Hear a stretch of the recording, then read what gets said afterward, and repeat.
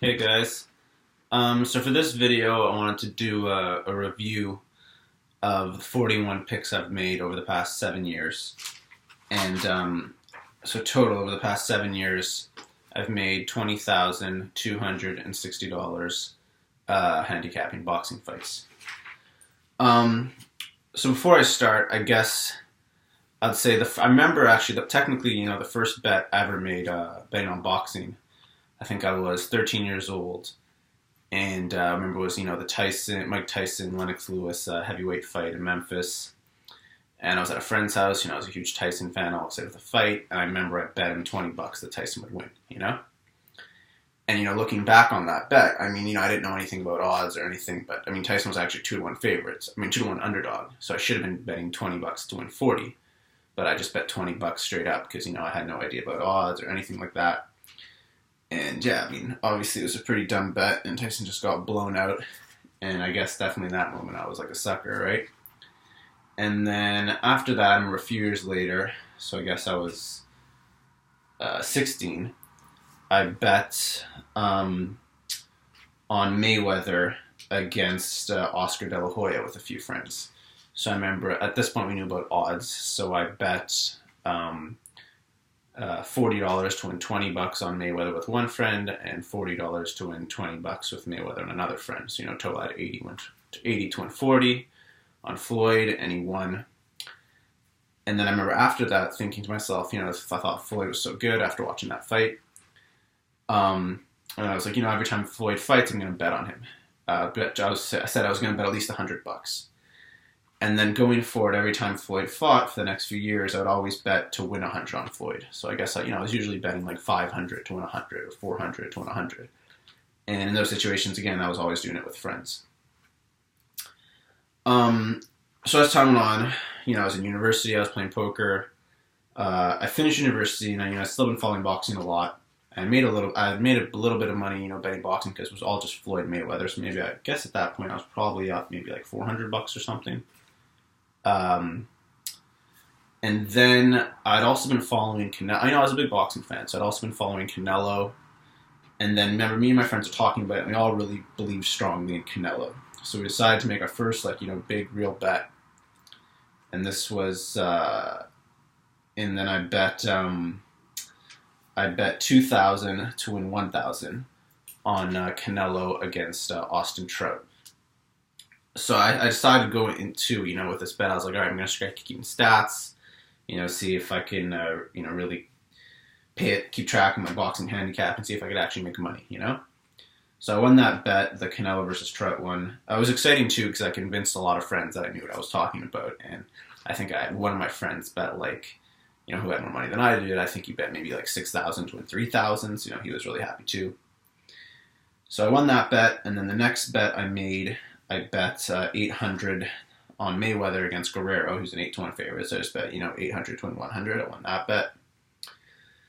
Then the next bet I made was my first official lock. So I remember I went to Vegas for this fight, and I bet it was Mayweather against Canelo Alvarez. So I was really sure, after watching Mayweather at that time, that, he was definitely going to win. He was definitely the kind of guy who was going to, usually win decisions and not knockouts. So at the time, I bet the most I'd ever bet. And I bet $3,100 to win $2,000 on Mayweather to beat Canelo by decision.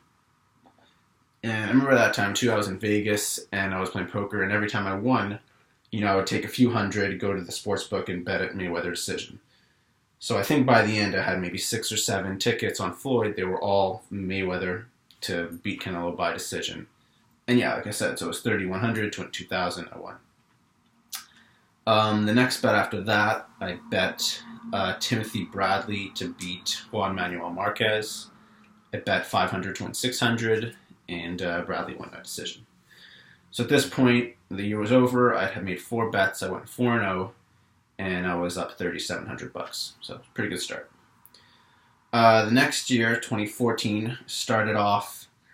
I bet $3,700 to win $2,100 on Mayweather to beat Marcos Maidana by decision.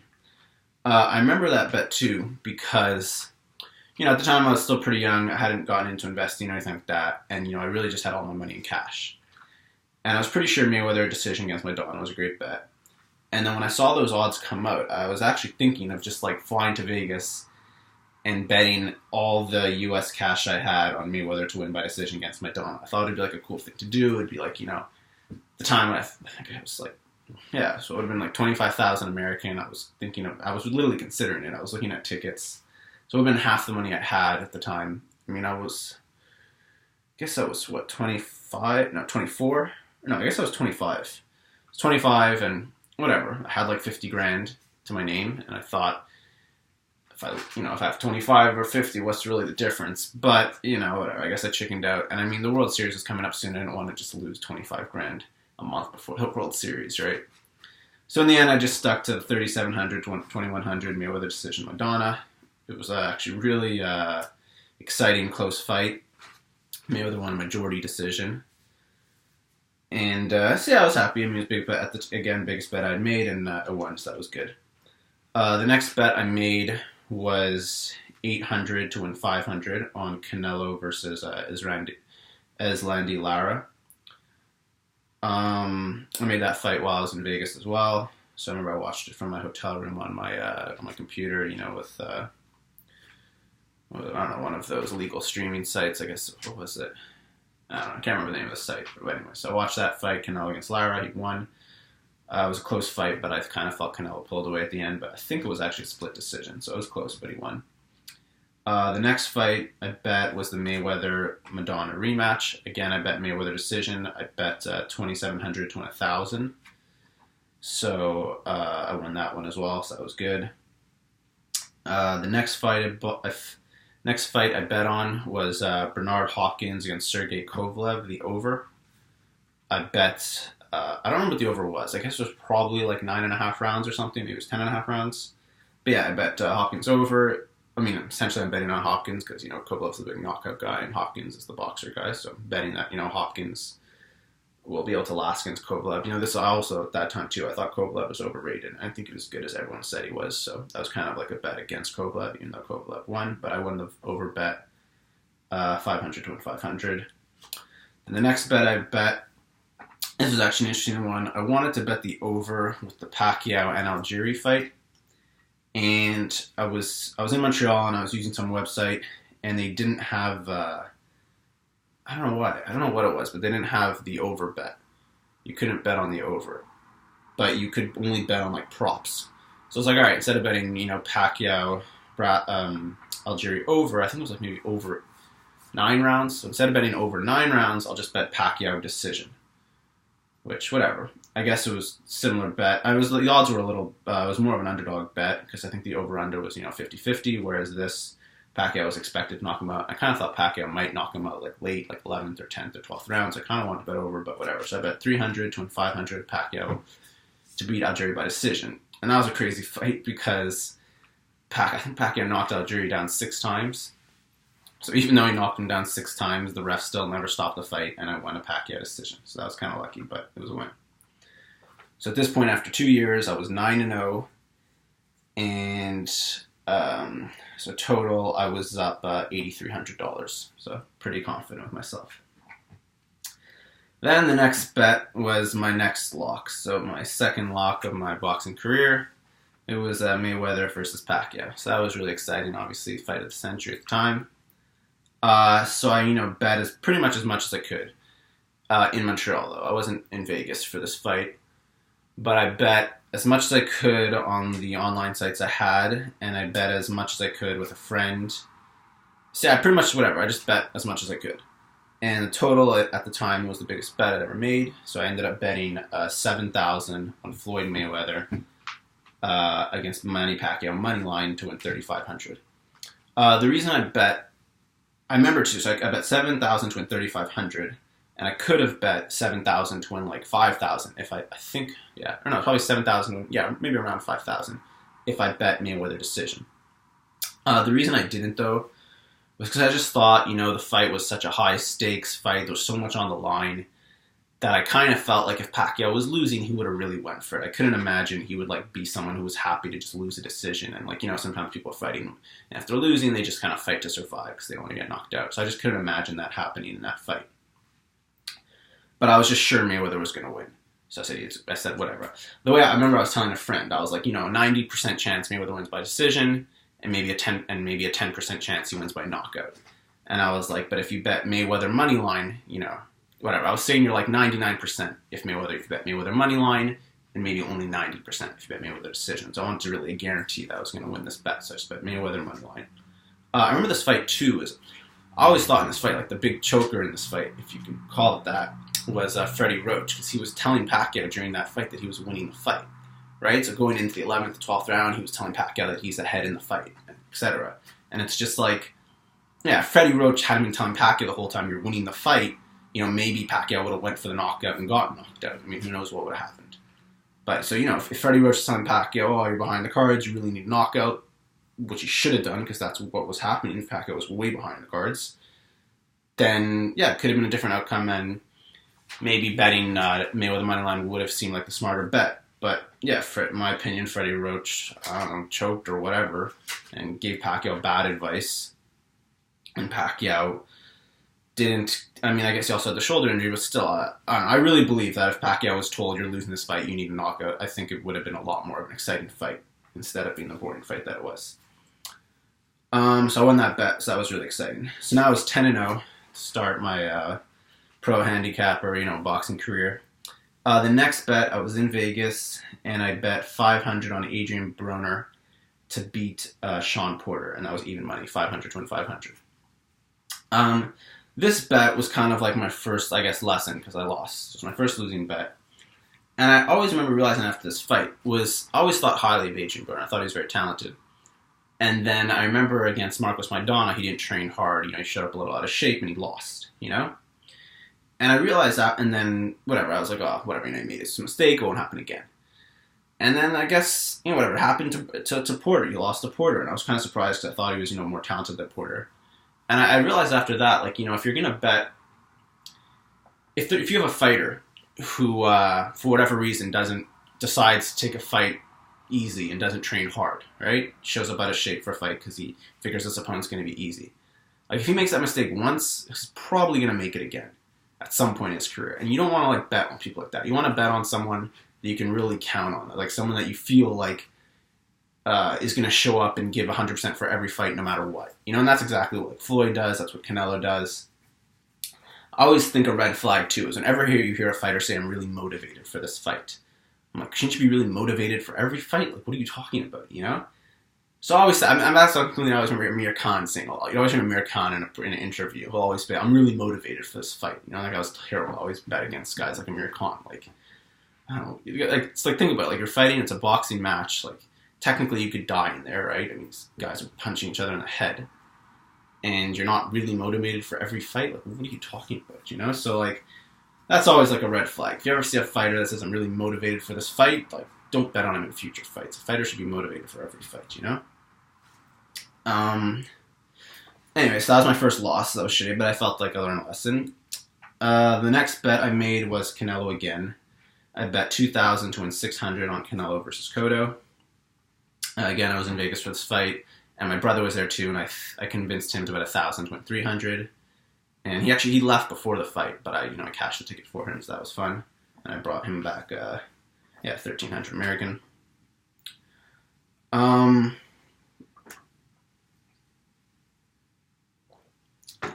Okay, and then the next bet I made, again, I was in Vegas for this fight. It was kind of a bad bet, but, so I was in Vegas, and I was doing bad in poker, and I was kind of annoyed. I was pretty much even, but I was running bad, and I was just annoyed, and I was like, fuck, I need to make some more money. I'm not making enough money. So I was like, all right, well, there's a boxing bet. I'll go bet on a boxing fight. So I bet on Wladimir Klitsch against Tyson Fury. And, in that fight, I thought, I just thought it seemed like a good bet because I thought, I just looked him up on YouTube and stuff, and I was like, oh, Fury's like a shitty boxer. Or he looks like a much shittier boxer than Wladimir Klitschko, so no way he's going to beat him, right? And not only that, but Klitschko was always like a 25-1 favorite every time he fought. And in this fight, he was only like a 6-1 favorite. So I was like, all right, look, Klitschko's always like a 25-1 favorite, and now he's only a 6-1 favorite, and it's against this guy who looks kind of fat and isn't like as good of a boxer as Klitschko. So I was like, all right, I'll bet, 2,000, I bet 1,950. bet 1,950 to win 300 on Wladimir Klitschko. And the fight was terrible. Fury won, but Klitschko didn't throw any punches. It looked like Klitschko had a really hard time with the size, right? Because Klitschko was always used to being bigger than people and, having that, like the reach advantage. Whereas, like, with Tyson Fury, he had, I think, like 2 or 3 inches on him in height, and you could tell Klitschko looked like really, gun shy, like he didn't want to, like, throw his punches. So I had my second loss, but I also, I feel like I learned a lesson, and that was that when it comes to heavyweights, weights matter, or size matters. Because when you look at lower weight classes, sometimes they'll say, like, oh, De La Hoya is bigger than Mayweather, or whatever, Canelo is bigger than Cotto, or however you're looking at it. But at the end of the day, the difference is so small, right? That they still come in at the, the 147 limit, or the 160 limit, or whatever it is. And usually on the night of the fight, maybe the bigger fighter has like a 10-pound advantage, but it's not really like a significant thing. But in heavyweights, sometimes you have fights where someone has like a 60-pound advantage on someone, or they're much taller and they're much bigger. Like when it comes to heavyweights, it's not so, you can't like predict it the same way you predict the lower weight classes. So when it comes to heavyweights, I'm like, if I see one fighter who's way bigger than the other, even if I think the smaller guy's a better boxer, if the other fighter has a lot of height and a lot of pounds on him, then I hesitate a little, and I don't bet it as confidently. So that was another lesson I feel like I learned.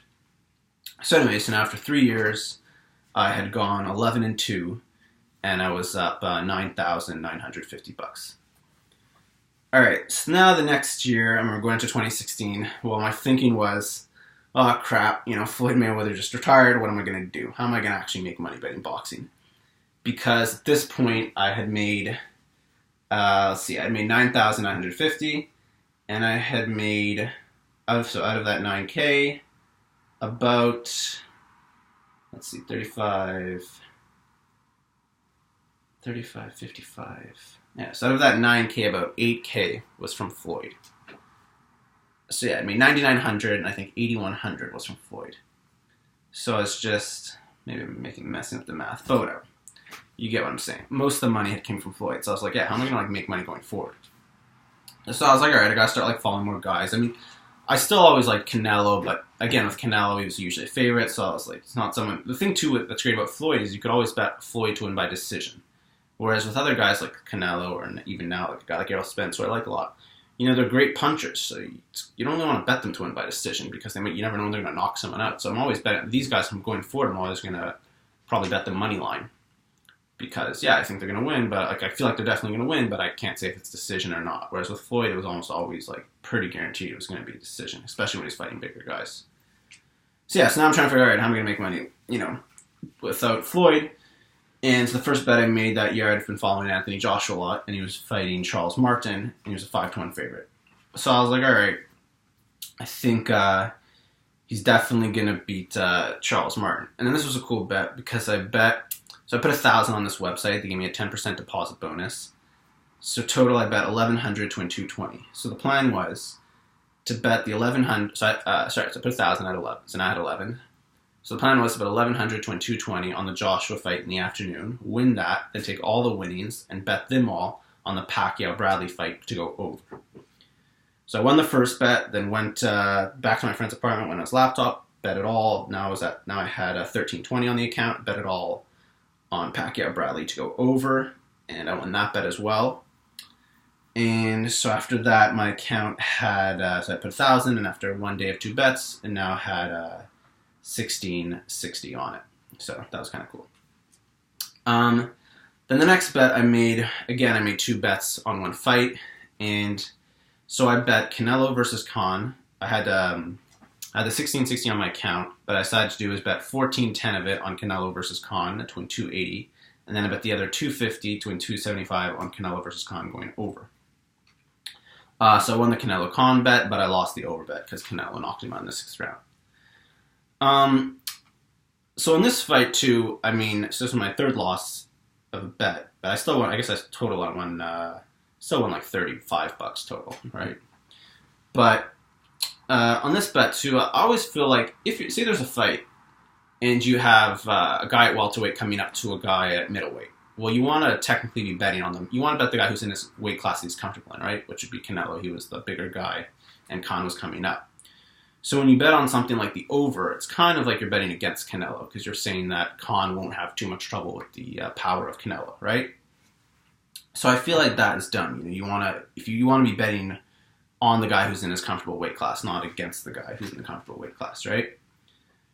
So that was a mistake, I felt like. And then my next bet was Thurmond versus Porter over. I bet 400 to 160. I won it. But then again, I repeated that same kind of mistake from the last fight because I bet Golovkin versus Brook over 400 to 440. And in that fight, Brook was coming up in weight to fight Golovkin, who was the big knockout guy. So again, betting the over is kind of like betting against Golovkin and for Brook, which I feel like, again, is a mistake. However, I mean, going into that fight, my thinking was that Brook is really good. I was a big fan of Kell Brook. Not a big fan, but I just thought highly of him. I thought he was the best welterweight at the time with, at this point, Mayweather and Pacquiao being retired. And, you know, none of the other welterweights wanted to fight him. So when he fought Golovkin, I kind of just felt like, yeah, he's going to do a good job and he's going to impress everyone. And to be honest, he kind of did. Because I think after 6 rounds, the fight was... Maybe it was either 5 rounds or 6 rounds, but after 5 or 6 rounds, it was like 3-3 on the scorecards, and Brook was looking good, and like Golovkin wasn't blowing him out.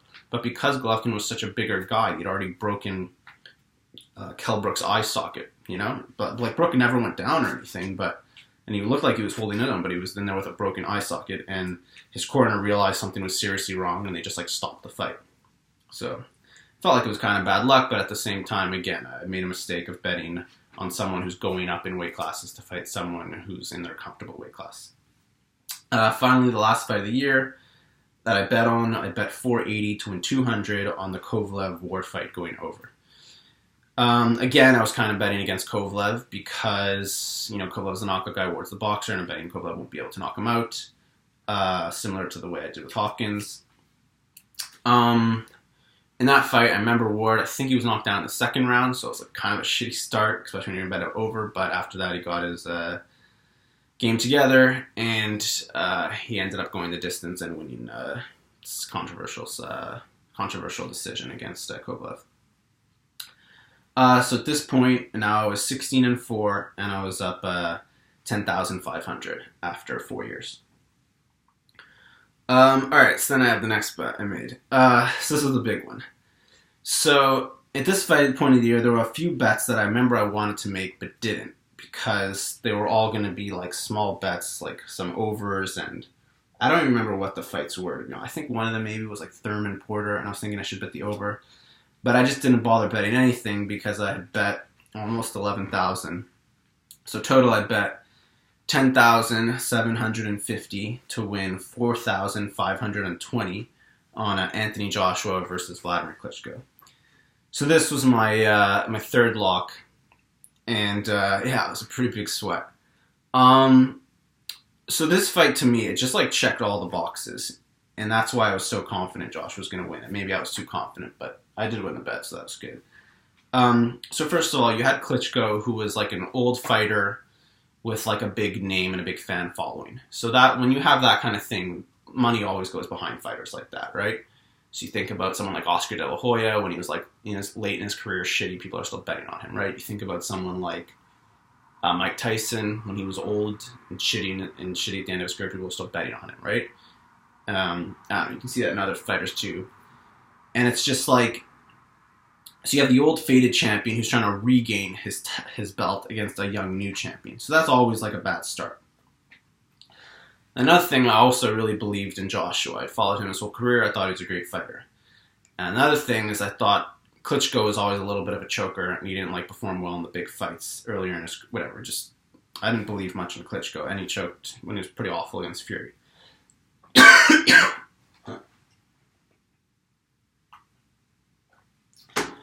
So then, like I was saying, and then another thing, I mean, Klitschko was also said to not have like a great jaw, and you know, he'd been knocked out before, and I thought, you know, Anthony Joshua was a big knockout guy. And then another thing too was I also just thought Klitschko looked old. Like I even remember saying to my friend, like, man, like, you know, like fighters are old, or when a man gets old, they have that like that loose neck thing or whatever, right? They got that like funny looking skin on their neck. Like Klitschko is like already starting to have a little of that. You know, I'm like, man, this guy looks fucking old. Like he looks old. Like there's no way Joshua's gonna lose to him, right? Like she's gonna knock him out. And then what were the other reasons? The fight was in England, so you know where Joshua fights all his fights, so he kind of has like a home field advantage or something. It seemed like also, you know, Joshua's going to be the next big star in the sport, so you have all the kind of money driven behind him to make him a huge superstar. So let's say the fight ends up being close, it goes to the decision, you figure they got to give the decision to Joshua, because why would you give a decision to Fury, who's about to, not Fury, why would you give a decision to Klitschko, who's about to retire, when you can give the decision to Joshua, who's this young, up-and-coming, exciting fighter that's going to, you know, be the next great heavyweight, and, you know, you want to follow the money, right? If the money makes sense, as a business of boxing, it makes sense to give a close decision to Joshua, they'll give it to him, not to Klitschko. Trying to think what other things. And I literally had so many reasons why I was like so sure Joshua was going to win. So for this fight, I bet everything I had online on Joshua. I remember it was sweet too, and then I also flew to Vegas. So it was cool because I flew to Vegas. So the fight was in April. I think the fight was April 17th. So I flew to Vegas at the end of March to watch March Madness for 2 weeks. So I watched March Madness for 2 weeks. Right when I got there, actually, right away, I put $5K on Joshua. So no matter how I did in Vegas, at least I had $5K on him. Then the trip went well. I guess I put another like $4K on him by the end. And then with the money I had online, total it ended up being $10,750 to win $4,520. But yeah, that was funny. Then I got home after my Vegas trip, like the very beginning of April. And yeah, and then for like the next like 2 weeks, I was kind of like tortured because I was just like, oh man, I have such a big bet here. Like I just had these 2 tickets. I bet online and 2 sports tickets that I went and put in my safety deposit box at the bank. And I was like, man, there's so much like riding on this. Like it's technically like over a 15K pot, right? The difference between a win and a loss is like 15,300 or something, right?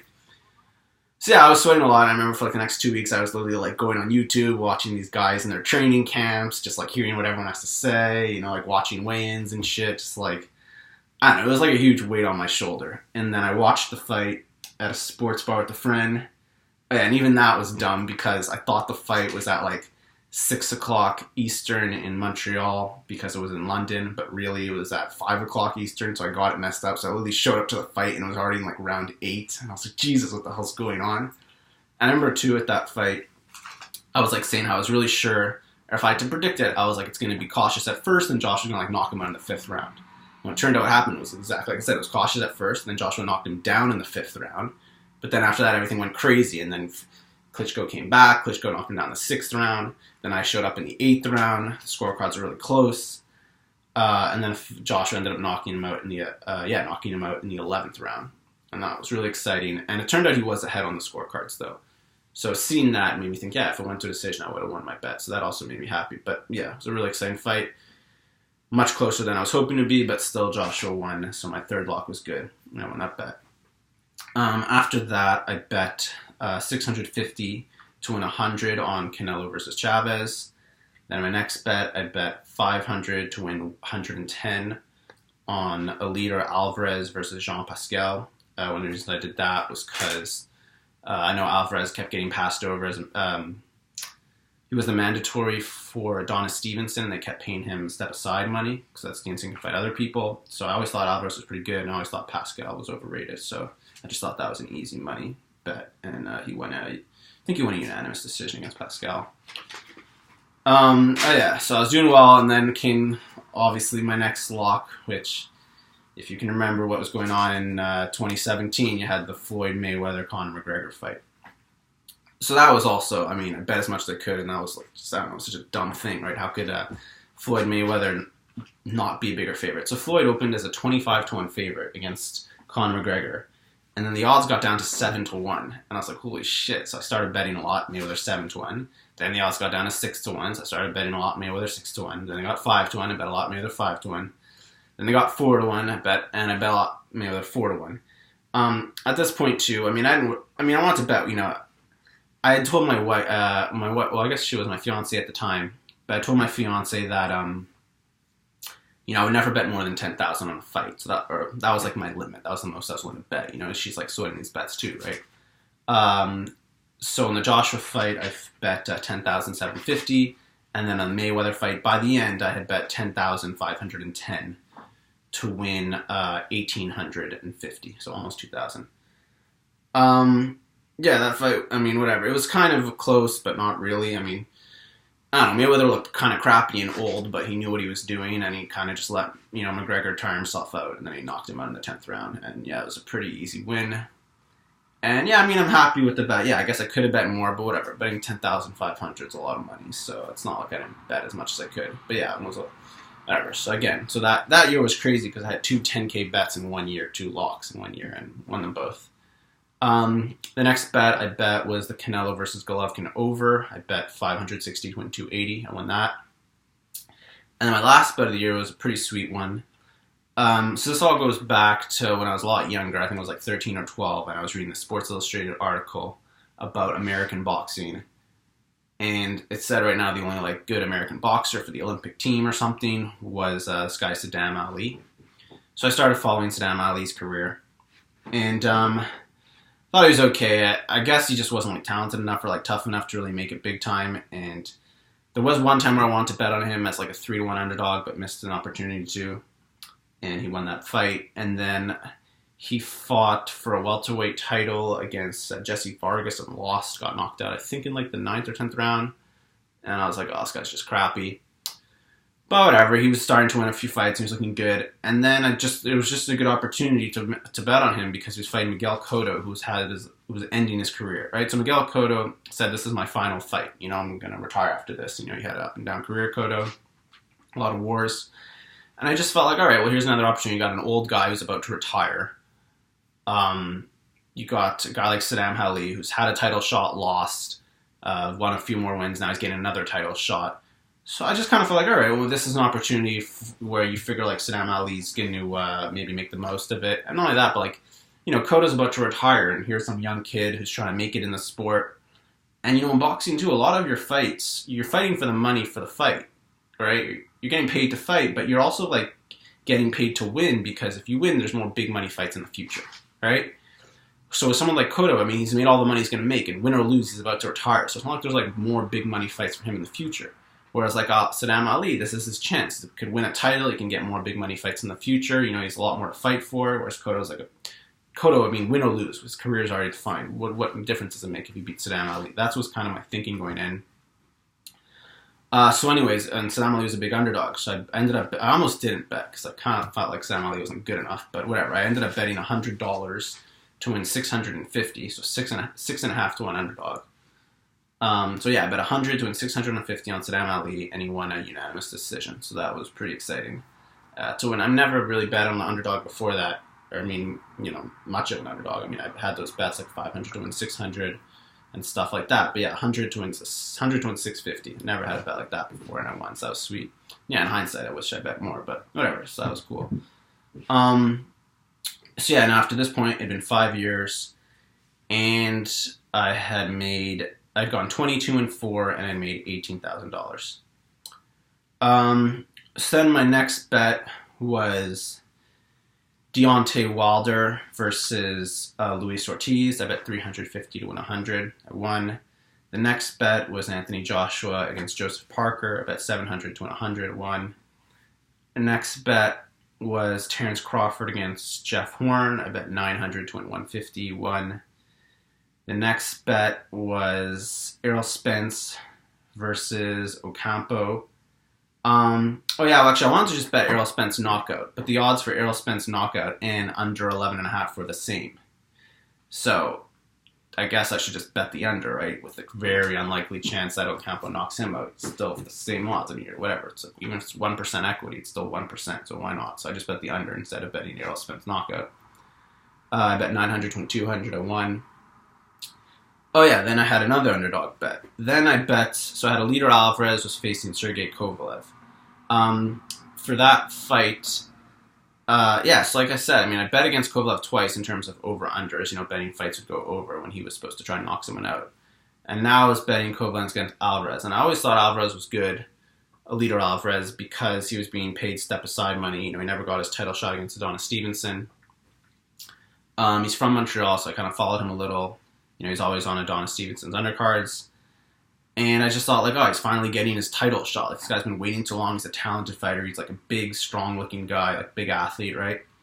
So I was like, all right, I'm going to bet on him as an underdog. So my plan was, I was actually planning to bet, like, he was a 3-1 underdog. So I was like, all right, I'm going to bet $400 in him. I'll bet $200 at the beginning of the week and probably, another $200 at the end of the week.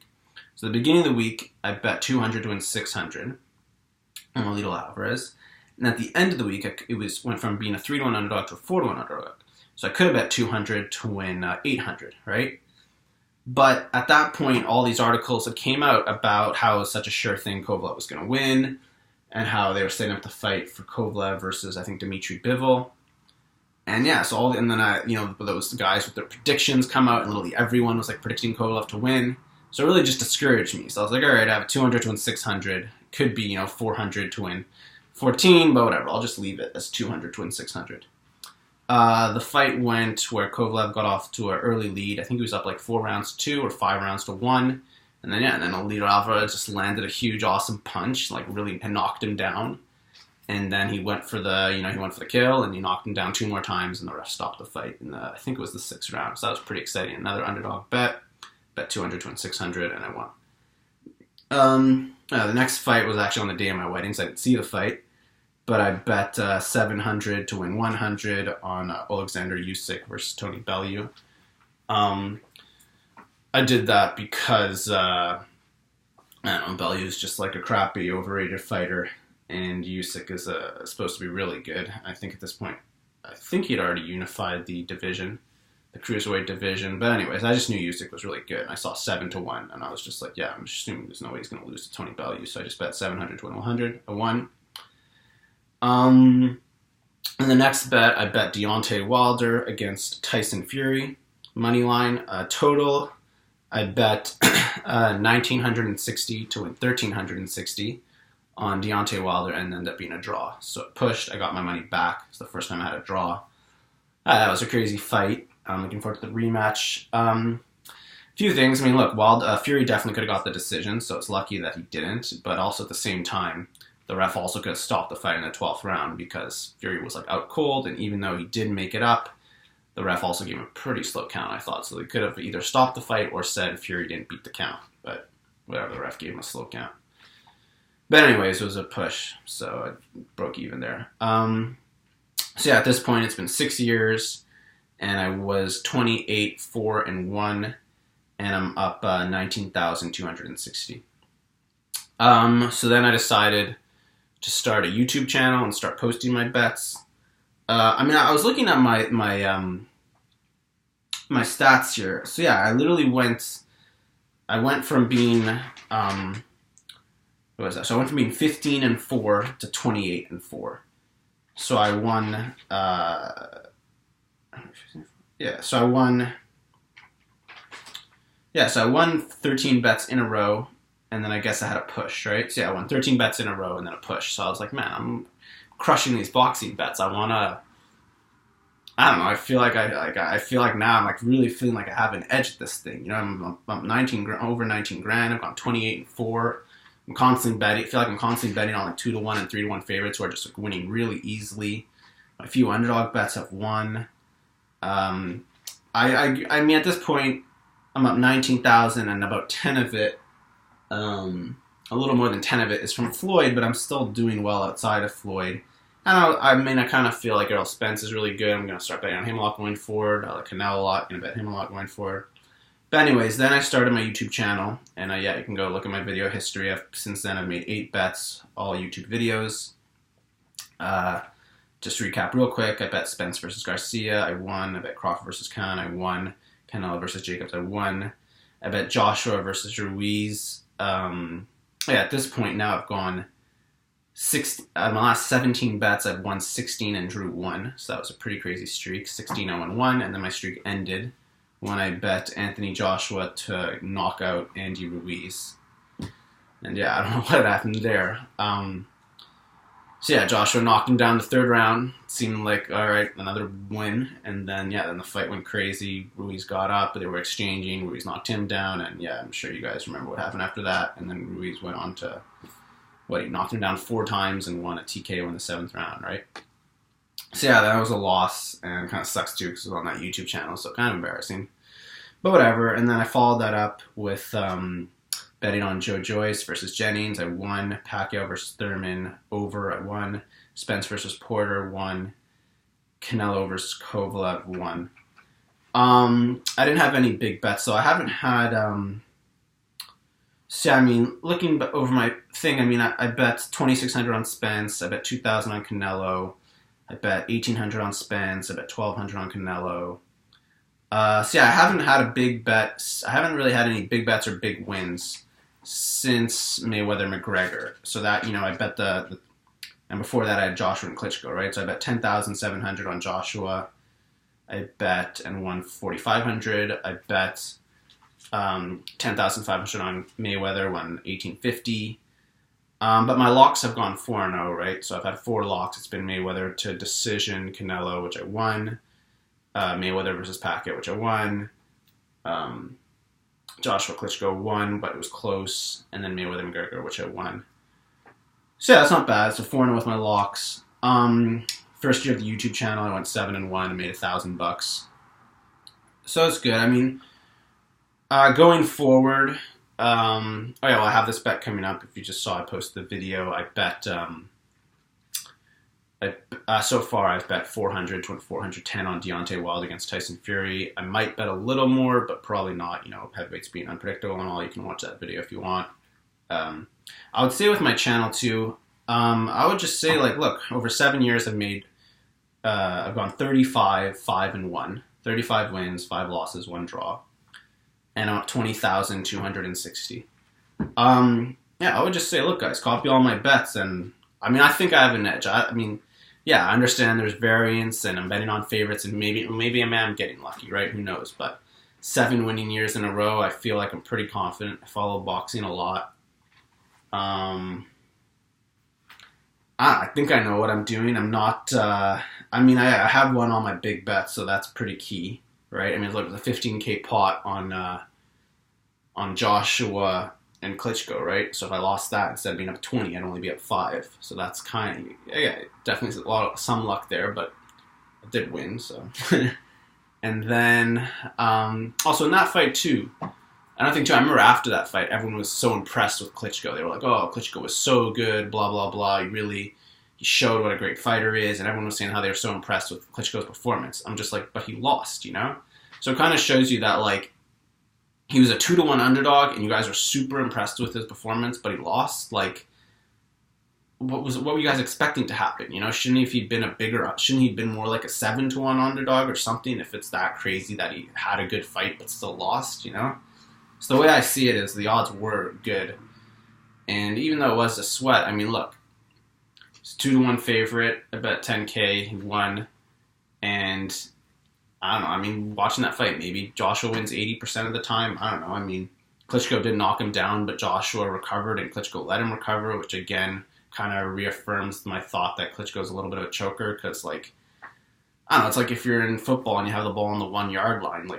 go in the end zone, right? You have 4 tries or something, right? You get in the end zone, and you see teams choke like that all the time. Remember in the Super Bowl, San Fran, right, against Baltimore, they're on, the 1-yard line, 4 tries or something.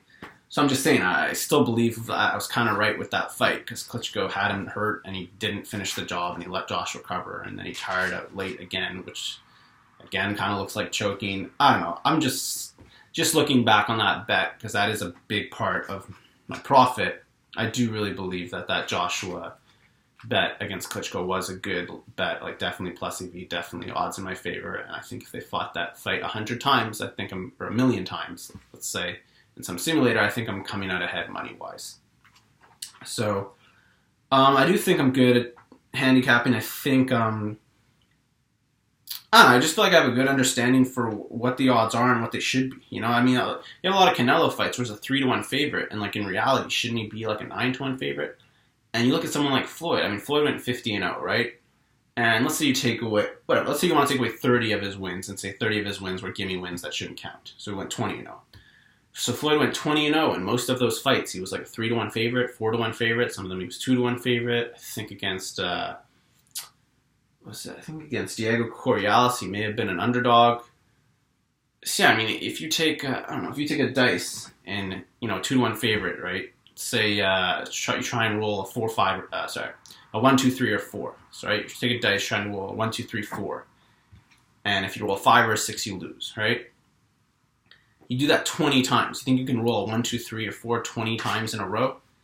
Right? I mean, the odds of a 2-1 favorite or a 3-1 favorite winning 20 in a row are insane. And I just feel like to me, that kind of proves that, you know, I mean, you watch these fights, or like you watch Mayweather against Canelo, where he's a 2-1 favorite. After watching that fight, there's no way Mayweather's going to win that fight 67 out of 100 times. He's probably winning that 99 out of 100 times, right? You constantly have bets in boxing where someone's a 2-1 or 3-1 favorite, and in reality, they should be a 20-1 favorite, right? Or whatever, Mayweather McGregor, he was I think by the time of the fight, he was like a 4-1 favorite. In reality, he should have been, a 30-1 favorite, right? McGregor never boxed before. So you constantly have, I feel like, these soft lines in boxing. And a lot of it, too, is about where the money goes, right? Often money goes on, like, fan favorite fighters. Maybe, you know, people don't want to bet on favorites, right? You have someone who's a 3-1 favorite, and then people want to bet on the underdog. It's not that appealing to take $100 and only win 30. So I just think so many times you get these skewed lines. I mean, I follow the lines, I follow certain fighters. I mean, I'm only making about 8 bets a year, 7 or 8 bets a year. But, yeah, I don't know, finding good bets to make, and I'm selective. I don't know really what else to say. I would just say, like, look, you don't even have to trust me. You don't have to bet your money. You can follow my YouTube channel and see how I do. But I would just say, over the past 7 years, I've had 7 winning years in a row. I've made almost 20 grand. I'm pretty confident I can say that in the next 7 years, I'll make money. I mean, I don't know if I'll do 7 winning years in a row. I don't know if I'll do another 20 grand. I mean, who knows? I mean, it also kind of depends how much money I have, right? If poker's going really well and I can start increasing the size of my bets, or going to Vegas more, or whatever, or betting more. I don't know. Just whatever. All I'm saying is follow my YouTube channel. I suggest you copy the bets, and yeah, you'll make money. So that's all for now, guys. I hope you enjoyed my recap. I got 41 bets reviewed, and got the Wilder Fury fight coming up, so I'm looking forward to that. All right, guys, have fun and go make some money.